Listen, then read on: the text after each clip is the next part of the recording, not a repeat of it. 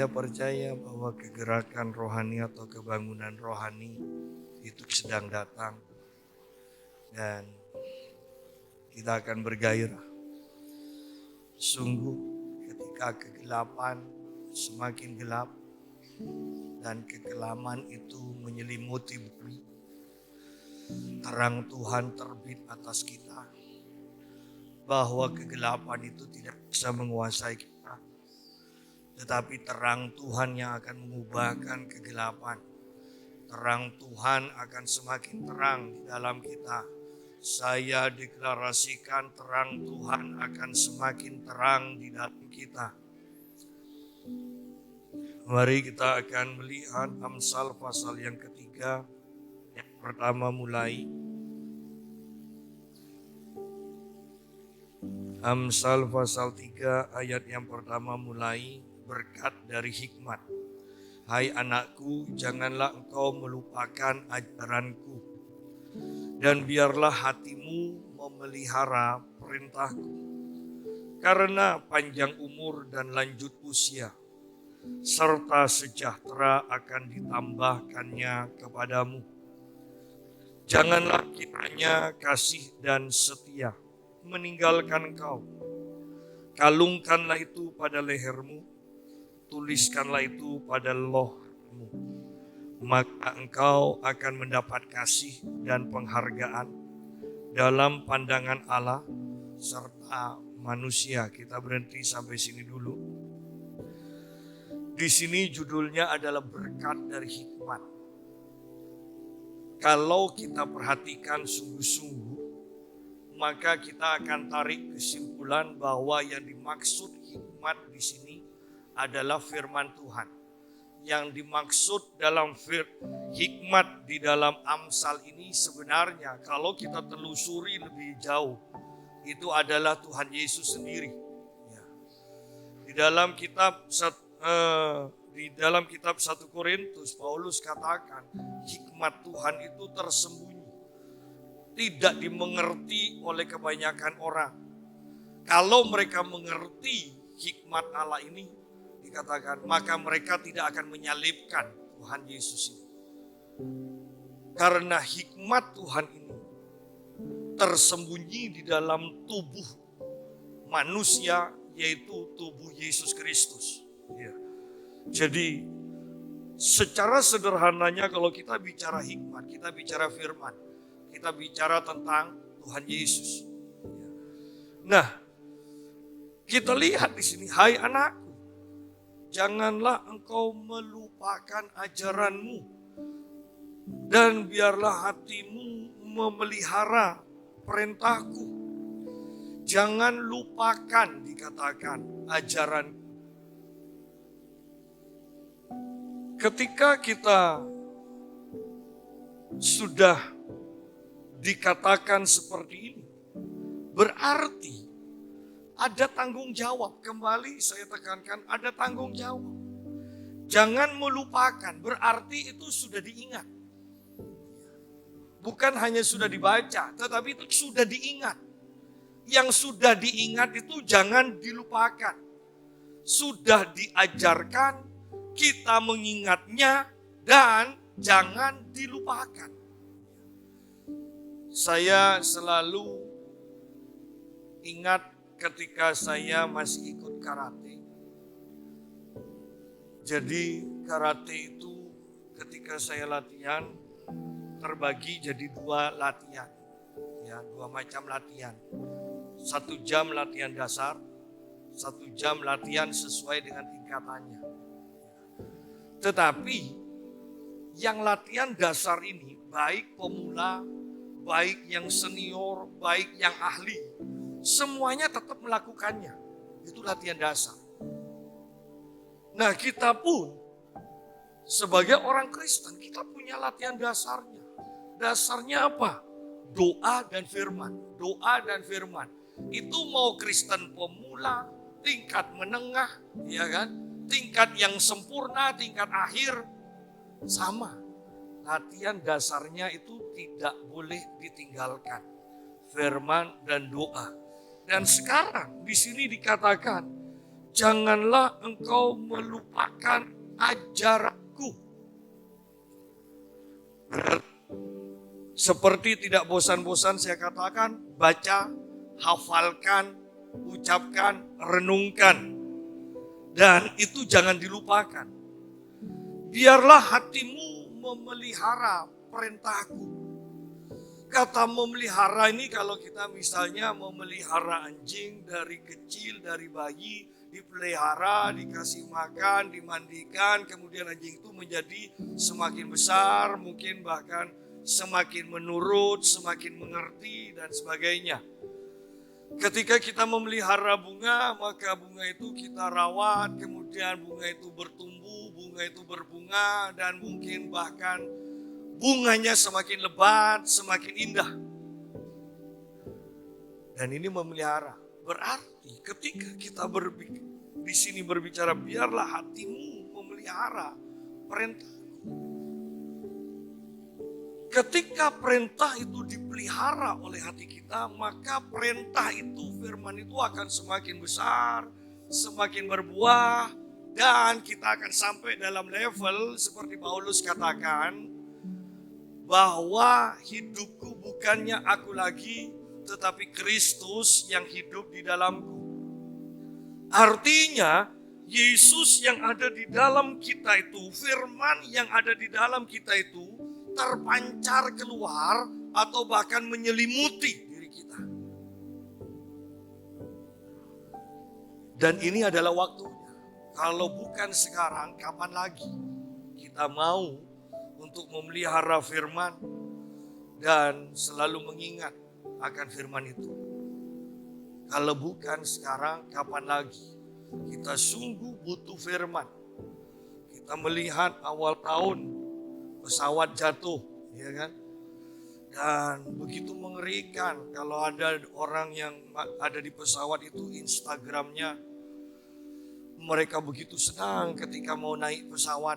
Mereka katakan kita mau pulang kampung, kita mau pulang kampung. Dan anak-anaknya sambil nari-nari, sambil nyanyi-nyanyi.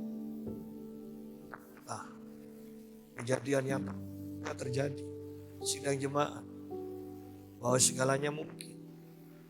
Merapi yang selalu erupsi, istirahat sebentar, sekarang sudah erupsi lagi. Gunung di Sumatera juga sudah erupsi lagi. Jembatan putus segala macam, ya kan? Cina ngirim vaksin, tapi sekarang Cina, salah satu bagian dari negara Cina itu darurat seperti darurat perang menghadapi virus corona dengan mutasinya yang baru. Lalu kemana kita akan lari? Kalau bukan hanya di dalam Tuhan dan memperlengkapi diri kita dengan kuasa Tuhan. Itu aja. Kalau dulu wanita-wanita cantik punya uang pergi ke salon, ya kan? Mukanya mau ditampilkan, sekarang ditutup semua. Percuma, mau cantik, mau bagaimana, Anda mau sikat gigi bagaimanapun, bahkan kita kalau senyum kemudian baru sadar, oh iya, tidak tahu orang kalau kita lagi senyum. Ya kan? Semuanya seakan-akan dibongkar balikkan sedemikian rupa. Yang saya mau katakan selalu begini, kalau dalam setiap kejadian seperti ini kita tidak bisa menarik pelajaran yang Tuhan berikan, percuma semua kejadian ini. Saya selalu berpikir, selalu mencari pelajaran apa dalam setiap kejadian. Itu loh yang terpenting. Tetapi saya tetap percaya, inilah waktunya terang Tuhan terbit atas kita. Saya melayani pemberkatan dari jemaat. Dan saya berangkat sejak hari Kamis. Saya katakan pada saya dikasih penginapan di sebuah hotel. Saya katakan pada istri saya begini, Vin, dulu saya dengan Kohok itu mengantarkan Pak Mutu. Dan sambil nunggu pelayanan, Pak Mutu Bu Lili itu pesan dan ngajak saya untuk minum kopi di Shangri-La, mau pelayanan. Saya sampai guyon, Bu, nanti dapatnya PK ini berapa? Dan dia jawab tidak lebih dari 500, Pak. Tidak lebih dari 500. Tapi minum kopi satu cangkir itu 60.000, 70.000. Dan 4 orang. Kelihatannya itu tekor banyak. Dan saya pikir, kok tidak sayang ya minum kopi seperti itu. Kapan saya berani minum kopi seperti itu? Ternyata Tuhan izinkan kami menginap, bukan hanya minum kopi, menginap di hotelnya 3 hari 2 malam. Dengan pesan, pokoknya Pak mau apa aja, tinggal pesan aja. Saya sudah bicara.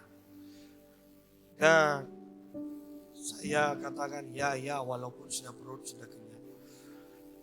Masih pihak hotel nelpon, Pak mau pesan apa, kami sudah ini diperintahkan untuk melayani Bapak. Oh iya nanti gampang. Tetapi kembali bukan soal hotelnya, tetapi Tuhan seakan-akan mengingatkan saya. Dulu kamu itu bilang minum kopi di tempat ini aja tidak mampu. Sekarang Tuhan sediakan bagi kamu tidur bahkan semua yang kamu mau. Sidang jemaah, bahwa ketika kita tidak melupakan firman Tuhan, ketika kita memeliharanya, perhatikan. Saya tadi katakan ketika firman ini bertumbuh sedemikian rupa menyelimuti kita,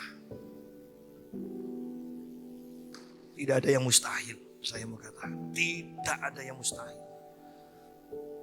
Karena firman itu yang mengerjakan semuanya. Dan di sini dikatakan ayat 2. Ketika kita tidak melupakan firman, tidak melupakan hikmat, memelihara hikmat itu, maka di sini dikatakan panjang umur dan lanjut usia serta sejahtera akan ditambahkan kepadamu. Berarti Salomo itu meminta permintaan yang tepat.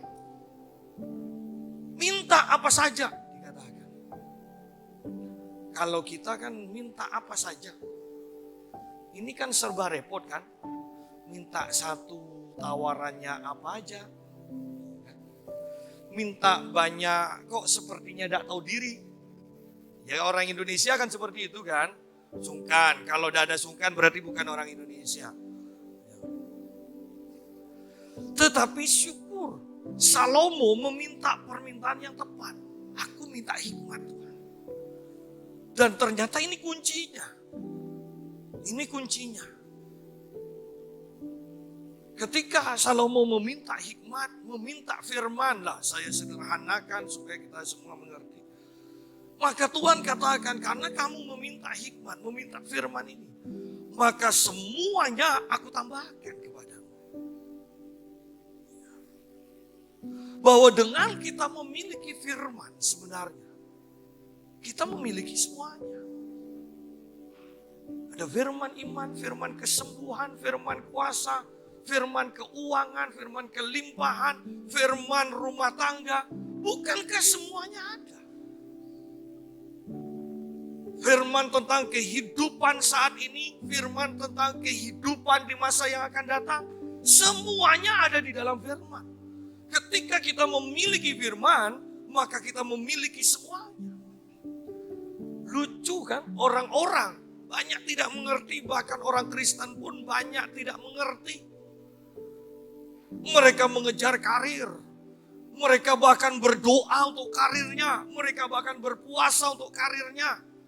Mereka minta terobosan keuangan. Mereka berdoa. Mereka minta didoakan. Mereka berpuasa.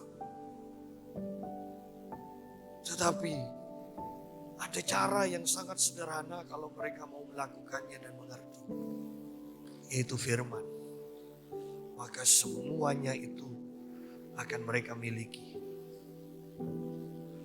Dan di sini dikatakan, ketika kita mempunyai hikmat, mempunyai firman, panjang dan lanjut usia, serta sejahtera akan ditambahkannya kepadamu. Saya tidak mengerti, saya lupa untuk cari di kamus. Apa bedanya panjang umur sama lanjut umur? Kan sama-sama panjang. Apakah itu panjang umur itu sesuai dengan rencana Allah? 70 sampai 80 tahun. Kemudian continue. Ya kan? Lanjut umurnya. Ya, berarti bisa sampai 90 tahun. Ya. Biarlah walaupun tidak sesuai dengan kamus, saya ambil pengertian seperti itu aja. Dan dengan pengertian seperti ini kan iman kita juga akan terjadi sesuai dengan iman kita. Panjang umur dan lanjut. Panjang umur dan setelah panjang umur dilanjutkan lagi umurmu. Ya.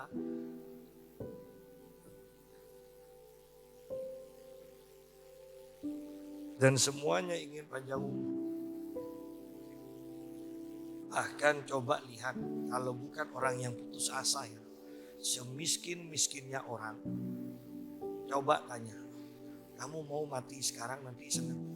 Pasti gak mau. Surga indah, mau sekarang? Enggak, nanti aja. Ya kan? Semuanya jawab nanti. Artinya semua orang menginginkan panjang umur. Tetapi luar biasanya sekarang dengan penyakit corona, kita tidak bisa nebak lagi sekarang. Ya, dipertegas dengan pesawat yang jatuh lagi. Kan ini pesan-pesan Tuhan bahwa kita tidak berkuasa loh dengan umur kita. Tidak semua orang bisa naik pesawat. Aku bisa naik pesawat. Dengan kemampuannya malah mati. Bisa ditambah. Saya selalu tekankan, ingat nih akhir zaman. Ayo ini waktunya menyempurnakan iman kita, kekudusan kita. Yang lainnya harus mulai dikurangi.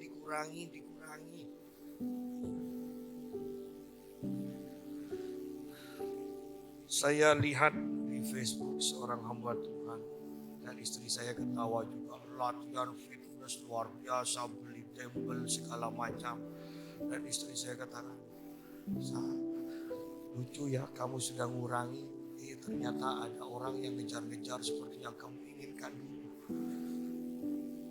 Ketika kita tidak bisa membaca waktu Tuhan, maka itu akan menjauhkan kita dari Tuhan. Perhatikan, waktunya ini memang sepertinya kita punya kesempatan untuk meraih lebih baik yang kita inginkan dahulu. Tetapi pertanyaannya adalah, apakah waktunya tepat untuk itu? Atau sekarang Tuhan sudah menginginkan hal yang lain bagi kita? Saya percaya bahwa sekarang waktunya kita mulai menanggalkan segalanya. Tetapi saya mau katakan, bukan harus miskin. Tuhan tahu apa yang kita butuhkan. Tetapi Tuhan tidak inginkan kita fokus dan mengejar itu. Tuhan menginginkan kita fokus kepada hati yang semakin dikuduskan dan mengejar Tuhan lebih dari sebelumnya. Panjang umur dan lanjut usia, serta sejahtera. Nah, kembali, sejahtera akan ditambahkan kepadamu. Loh, ini hanya tambahan. Ingat Matius 6 ayat 33, carilah dahulu kerajaan Allah dan kebenarannya, maka semuanya akan ditambahkan. Di sini kok sama. Carilah firman, carilah hikmat terlebih dahulu, maka saya sederhanakan, semuanya akan ditambahkan. Panjang umur dan sejahtera. panjang umur, lanjut umur, sejahtera. Nanti tetap akan dibahas lagi, iya kan? Di dalam sebagai ayat yang sering diucapkan waktu ulang tahun, ayat 16 kan juga. Lihat di sini, umur panjang ada di tangan kanannya, di tangan kirinya kekayaan dan kehormatan. Ingat, ini bukan umur panjang ada di tangan orang. Umur panjang itu ada di tangan hikmat. Bukan orangnya yang ulang tahun itu loh, bukan. Ini di dalam hikmat ada umur panjang, ada kekayaan, ada kehormatan. Itu di dalam hikmat. Banyak kita salah mengerti. Kalau kita mengerti hal ini, mau tidak mau, hati kita akan mengejar Tuhan. Kecuali memang hati kita penuh dengan dosa, begitu keras. Orang kalau sudah keras, mau diajar kebenaran pun, itu sukar untuk menerimanya. Sukar. Ya. Bahkan saya pernah bicara dengan jemaat sendiri. Kami berdebat soal perpuluhan dengan jemaat sendiri. Kadang kalau sudah masalah ego kan, meski pendeta saya labrak gitu kan. Tetap tidak percaya, dijelaskan ayat demi ayat, pengalaman-pengalaman, bukti tentang perlunya perpuluhan, tetap tidak percaya. Tetap dia katakan, saya tidak berani memberikan perpuluhan. Dan saya tidak mau memberikan perpuluhan. Saya hanya sekedar. Dan akibatnya ngeri. Ya. Hikmat, firman itu yang harus jadi yang utama.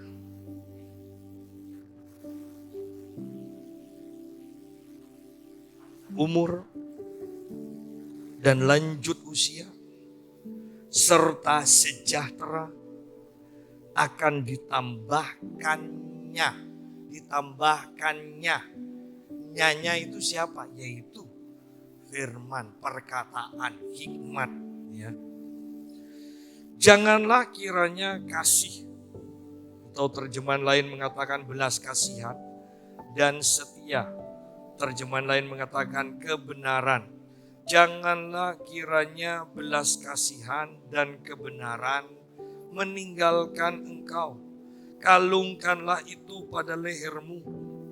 Tuliskanlah itu pada loh hatimu. Loh, ini bukan sikap loh. Belas kasihan dan kebenaran, kembalikan. Kalau belas kasihan dan kebenaran itu bisa dikalungkan di leher kita, ditulis di dalam loh hati kita. Apa yang ditulis di dalam loh hati kita? Alkitab katakan bahwa itu adalah firman Tuhan. Perkataan-perkataan Tuhan. Kitab Ulangan pasal yang ke-6 kalau tidak salah, melalui Musa kepada umat Israel, Tuhan berkata, jangan lupa memperkatakan firman ini. Bahkan taruh itu di dahimu, jadikan gelang di tanganmu, bahkan di pintu-pintu rumahmu itu tuliskan, di dinding-dinding tuliskan. Berarti di setiap langkah kita, di setiap kita memandang, di setiap apa yang kita lakukan, kita dipenuhi, kita digerakkan, kita dikuasai, kita selalu berhadapan dengan firman. Itu keinginan Tuhan. Itu keinginan Tuhan. Karena dikatakan ketika firman menguasai kita dan tidak pernah meninggalkan kita. Di sini dikatakan, maka engkau akan mendapat kasih dan penghargaan dalam pandangan Allah serta manusia. dalam pandangan Allah serta manusia. Ingat ketika dikatakan tentang Yesus, anak itu semakin bertambah besar, bertambah hikmatnya dan disukai Allah dan disukai manusia.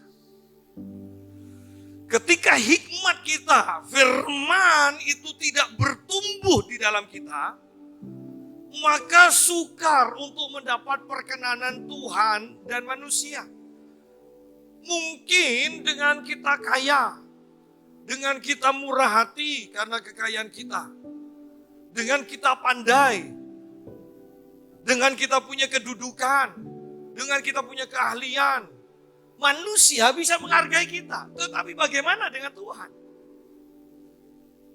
Nah, di sini dikatakan hanya firman, hanya hikmat yang bisa membuat kita mendapatkan penghargaan dari Tuhan juga dari manusia.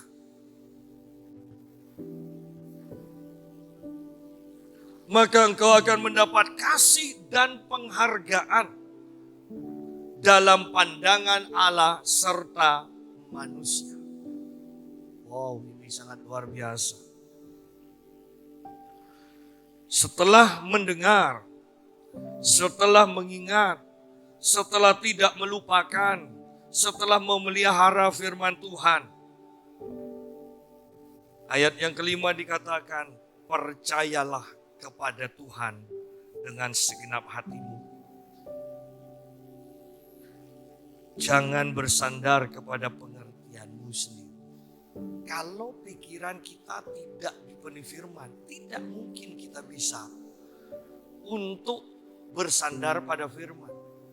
Kita akan pasti secara otomatis bersandar pada pengertian kita.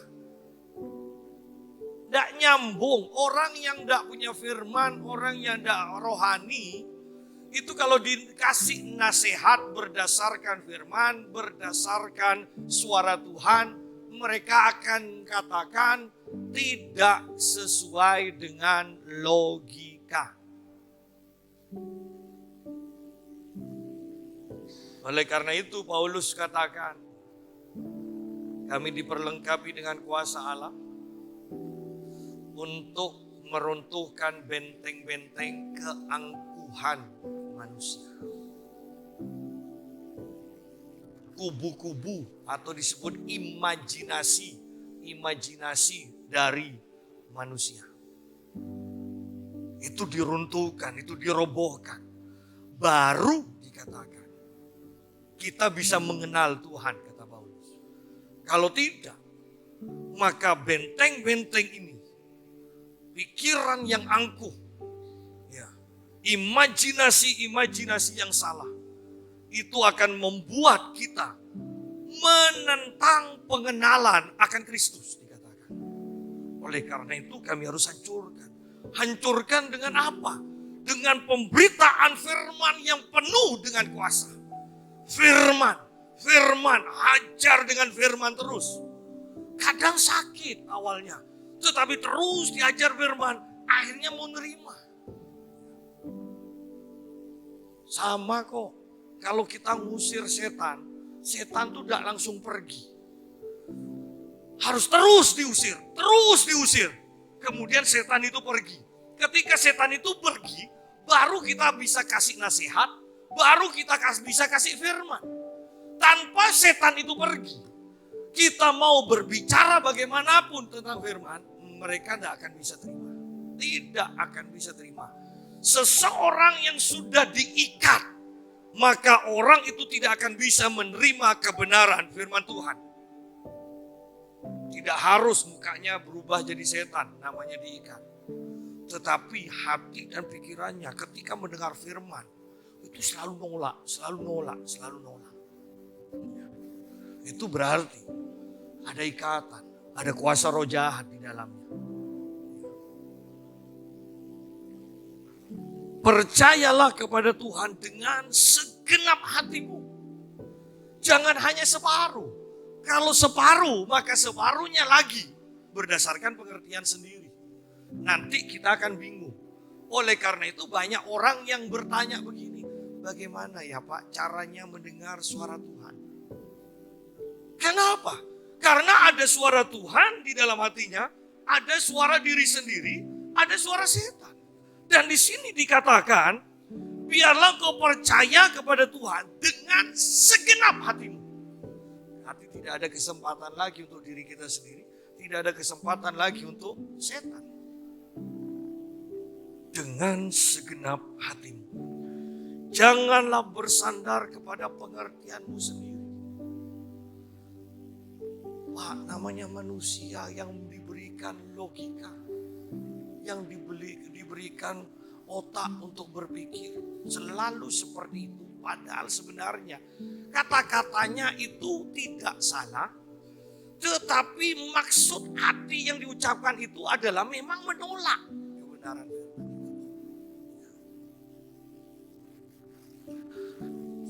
Jangan bersandar kepada pengertianmu sendiri. Tuhan bisa dipercaya. Kemarin saya berkata pada istri saya kaget. Tidak pernah orang ini tanya ke saya. Sudah lama tidak berhubungan. Juga lama, beberapa tahun kami tidak pernah berhubungan lagi.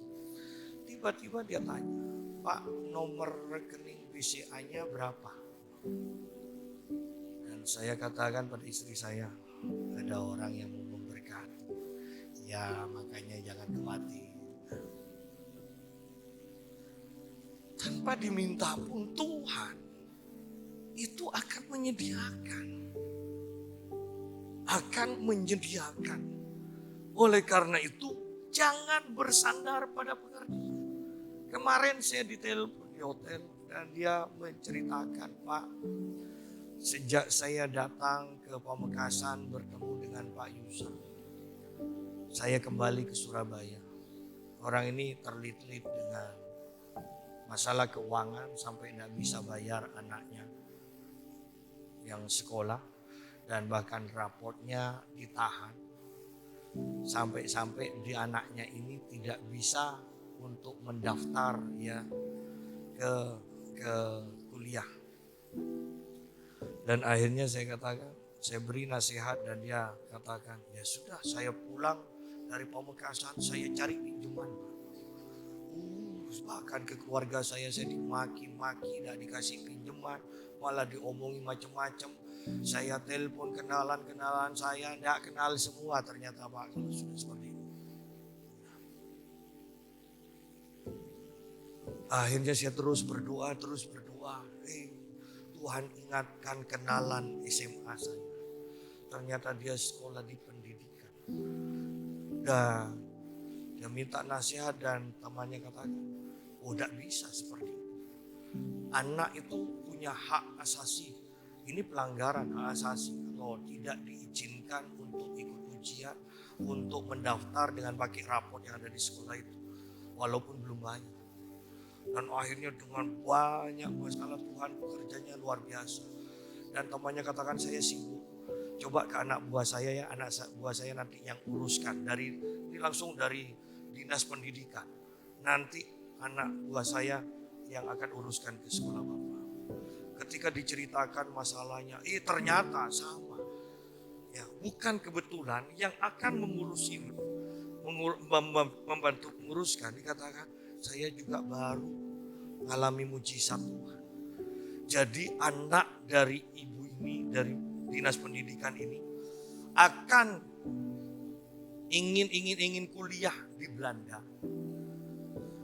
Tetapi sama dosen pembimbingnya, itu yang namanya skripsi, dipersukar.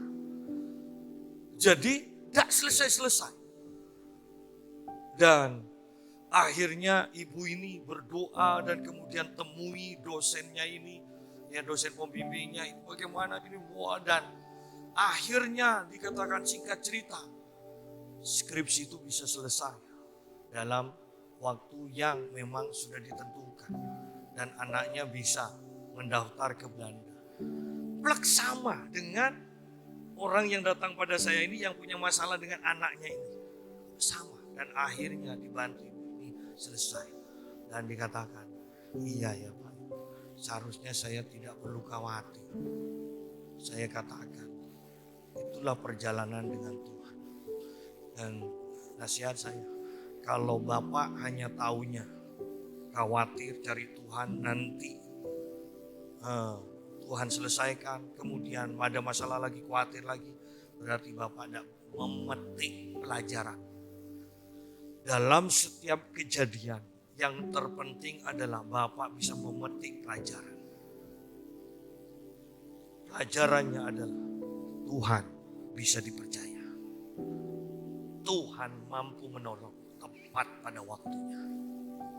Kalau memang Tuhan menolong tepat pada waktunya, ada apa sebelum waktunya kita sudah dipenuhi dengan kekhawatiran?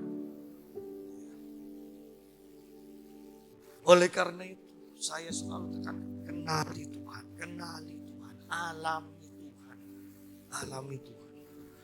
Percayalah kepada Tuhan dengan segenap hatimu, bukan sebagian.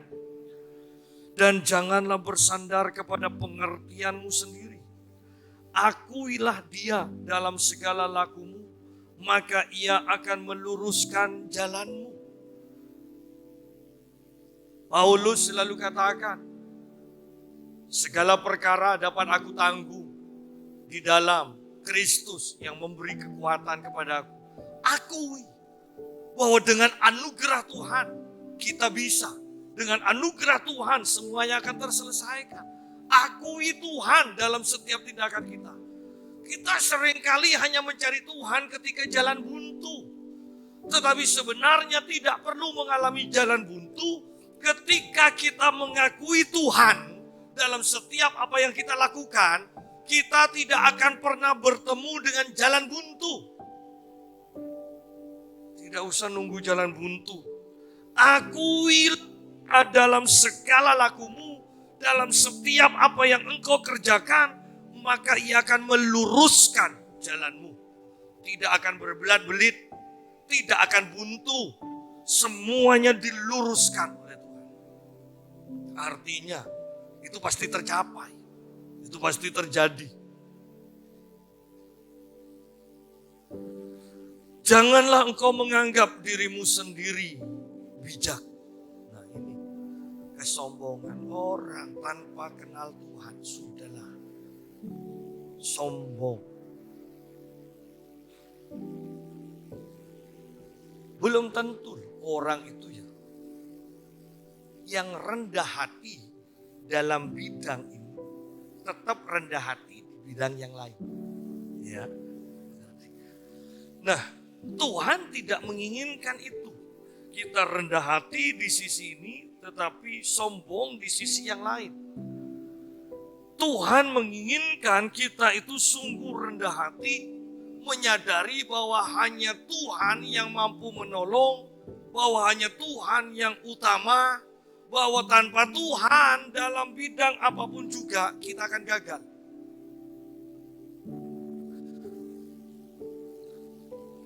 Janganlah kau menganggap dirimu sendiri bijak. Kita kalau sudah mau melakukan sesuatu dan kita pandang benar ya, kadang dinasihati aja sama kenalan kita, saudara kita, orang tua kita bahkan ya. Anak kita apalagi ya kan langsung dibentak, padahal seringkali suara dari anak kita itu adalah suara Tuhan kadang. Ya. Jangan remehkan. Oleh karena itu kembali saya mengingatkan, pekalah mendengar suara bukan hanya dari orangnya. Walaupun itu terdengar melalui orang-orang tertentu, Anda harus bisa membedakan mana ini memang nasihat dari orang atau itu memang keluarnya dari Tuhan, hanya lewat orang itu. Ya, kita harus bisa peka dalam hal itu. Janganlah engkau menganggap dirimu sendiri bijak. Kalau kita pandai di dalam mencari uang, kemudian kita merasa tidak perlu dinasihati pakar ekonomi lagi untuk kita itu mengetahui tentang seluk-beluk uang. Nah ini menganggap dirinya bijak. Kalau kita sudah ahli di dalam musik, kemudian tidak boleh diingatkan lagi, mungkin mungkin oleh pendetanya yang tidak kenal, tidak tahu main musik, ya kan? Oleh para penatua, oleh jemaat yang dengar, ya kan? Kadang kok kacau itu tadi. Lo telingamu, lo dasar tidak ngerti. Itu memang variasinya seperti itu. Repot sudah. Ya. Padahal kalau di gereja kan tidak perlu variasi aneh-aneh kan. Pokoknya bisa ngiringi tepuk tangan sudah.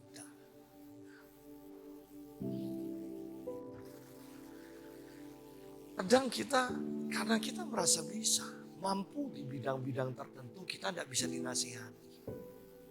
Ini, janganlah engkau menganggap dirimu sendiri bijak. Selalu terbuka untuk nasihat demi nasihat. Apalagi suara Tuhan. Intervensi Tuhan, saya ingatkan. Tuhan akan sering mengintervensi kita.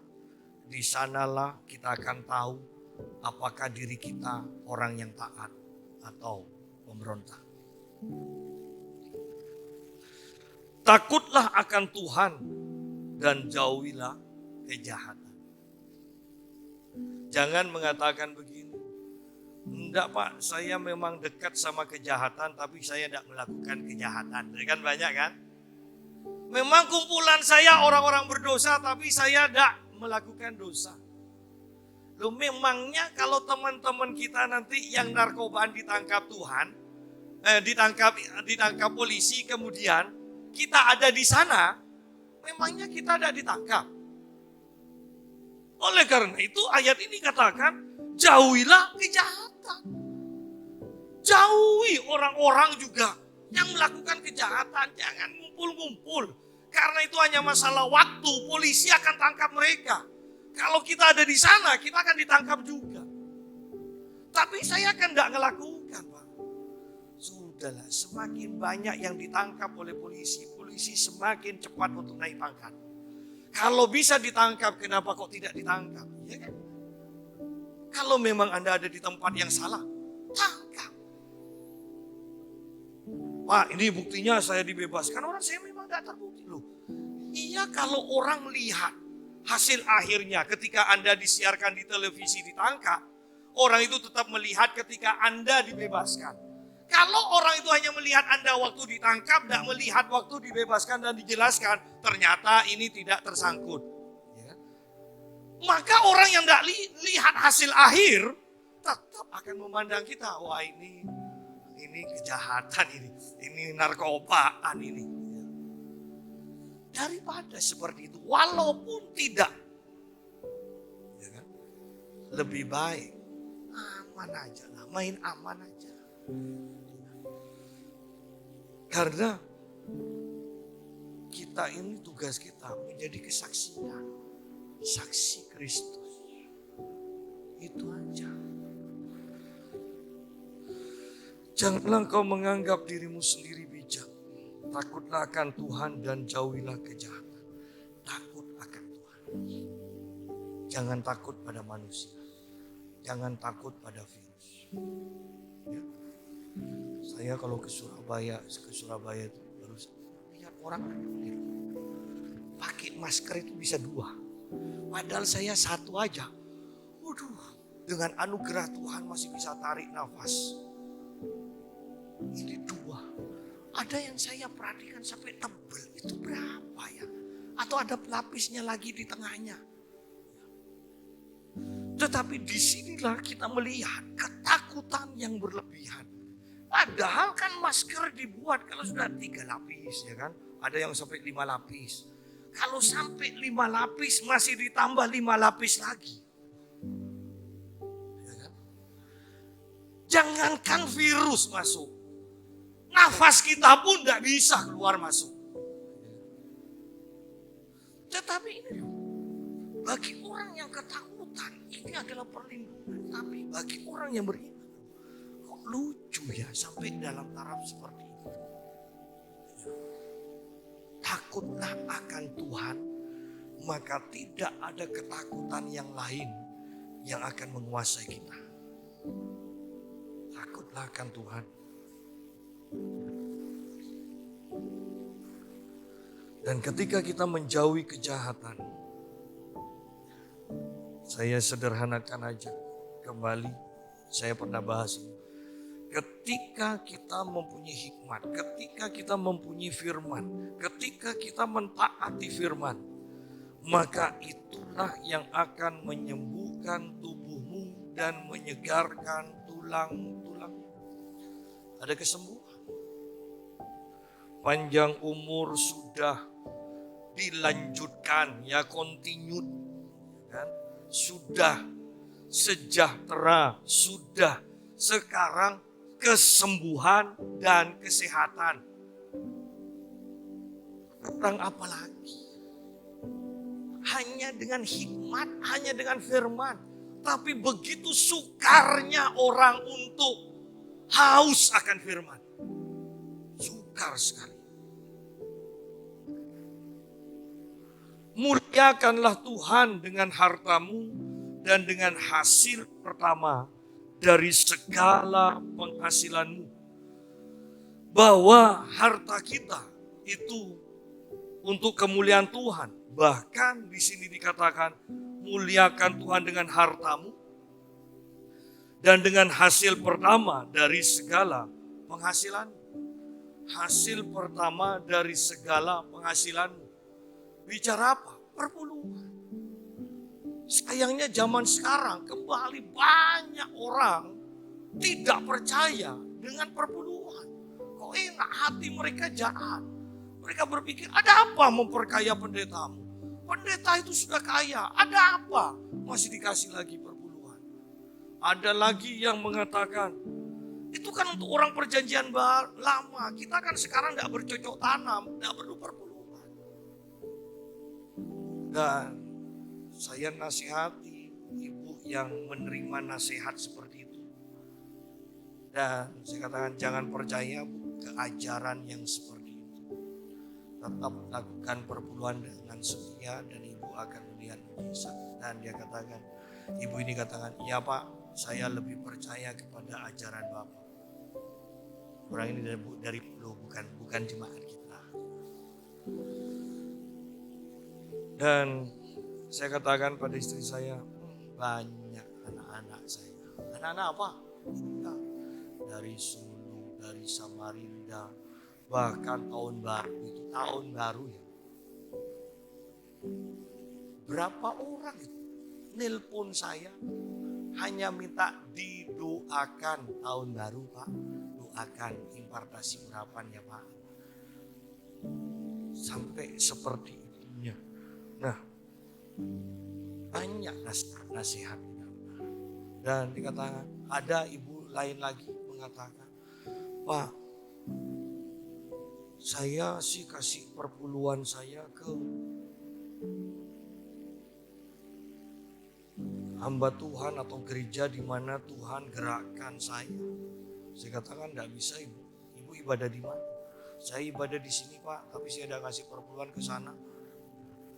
Loh, ada apa ibadah di sana? Ya sudah, ibu aktif di mana? Ibu jadi anggota. Ibu ini katakan, anggota saya punya kartu anggota di gereja ini Pak. Tapi pernah ibadah. Jadinya saya aktif di gereja ini.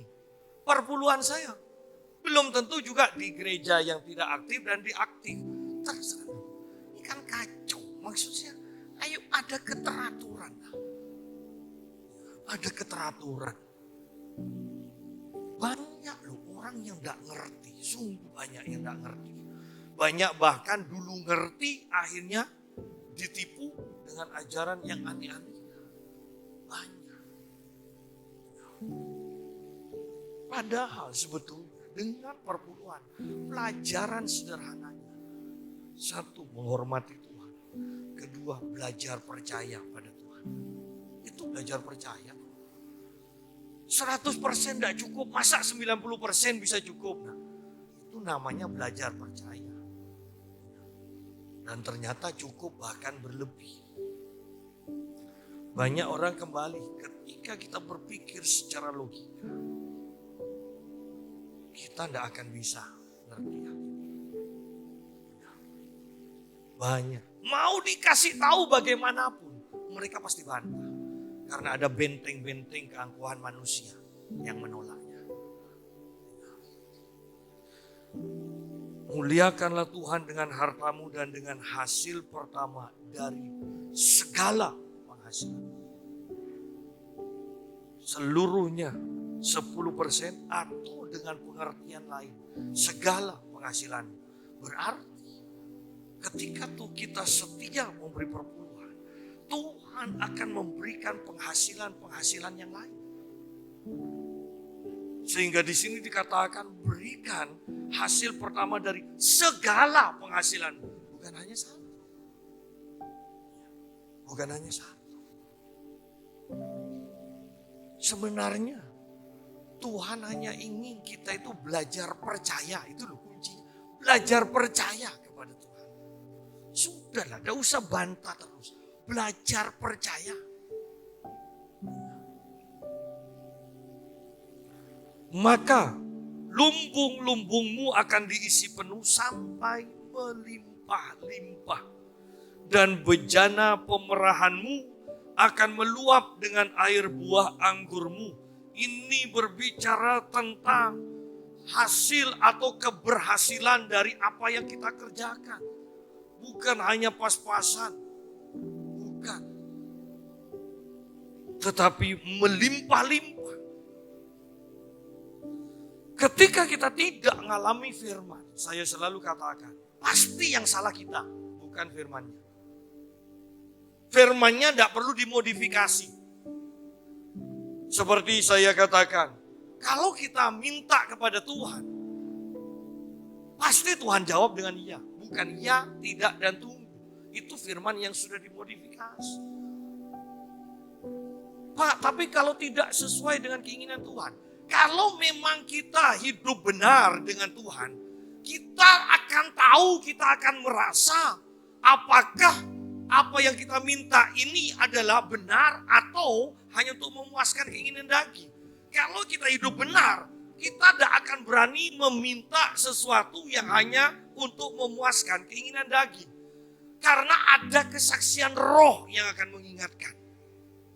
Tetapi kalau kita benar, kita harus minta dan jawaban Tuhan adalah ya. Karena hati kita dipenuhi oleh firman, ketika firman ini melimpah, itu keluar dari mulut kita berupa permohonan. Bayangkan kalau firman sendiri yang memohon kepada Bapa, masa Bapa dah buat firman itu terjadi?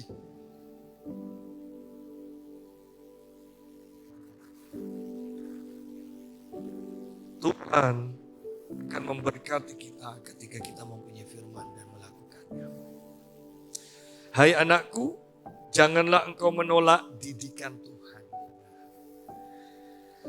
Jangan engkau menolak didikan Tuhan. Oh, saya tidak pernah nolak Pak kalau dididik Tuhan. Kalau dididik manusia saya tidak mau. Tuhan itu didik kita melalui orang. Anak dididik Tuhan melalui orang tuanya, ya kan? Jemaat dididik Tuhan melalui gembalanya. Kan seperti itu. Jemaat yang baru dididik Tuhan mungkin melalui jemaat yang lebih senior, yang lebih rohani. Jadi seperti yang saya tadi katakan, belajar peka walaupun itu dari seseorang. Ini suara Tuhan atau bukan, nasihat Tuhan atau bukan untuk saya.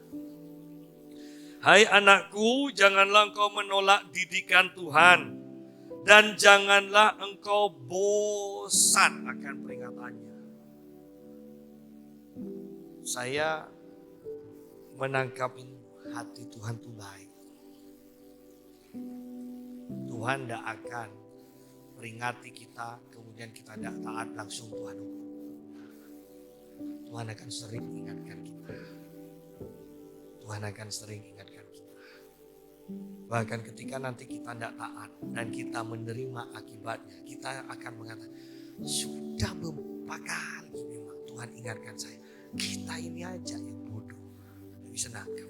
Baru sadar. Tapi tidak masalah. Tidak masalah, saya mau katakan, dengan akibat yang kita terima walaupun tidak menyenangkan. Seandainya atau tidak masalah dengan akibat itu kalau kita bisa menangkap pada akhirnya. Walaupun harganya lebih mahal, ya kan? Tapi kalau kita bisa nangkap. Tapi kalau sudah mengalami masalah juga karena ketidaktaatan kita. Tapi kita tidak bisa ngerti bahwa kita sudah diajar, diingatkan Tuhan sedemikian rupa. Ini yang payah. Ini. Angil katanya, tuturan. Angil. Ya. Janganlah engkau bosan akan peringatannya. Berarti Tuhan panjang sabar. Saya ambil positifnya. Tuhan panjang sabar. Janganlah engkau bosan. Bosan ini berarti diperingati beberapa kali pasti. Karena Tuhan memberi ajaran kepada yang dikasihi. Kalau kita ditegur keras, diajar sedemikian rupa, menandakan bahwa Tuhan mengasihi kita. Sudahlah, walaupun serumah kalau tidak pernah ditegur sudah berarti sudah tidak dikasihi lagi. Selama kita masih ditegur berarti kita dikasihi Tuhan. Seperti seorang ayah kepada anak yang disayanginya. Jadi Tuhan akan selalu menegur. Tuhan selalu mengajar kita. Karena Dia panjang sabar. Karena Dia mengasihi kita. Jangan bosan diajar oleh Tuhan. 1 kali belum berubah, 2 kali. 2 kali belum berubah, 3 kali. Kalau sampai 20 kali tidak berubah, tempat mana lagi yang pantas kalau tidak segera dimurnikan secepatnya? Di lautan api. Sudah dimurnikan di sana aja. Jadi, yuk miliki hikmat. Miliki firman. Miliki firman. Kita akan berhenti sampai sini. Sore nanti kita akan lanjutkan 13 dan selanjutnya. Tuhan memberkati kita semua.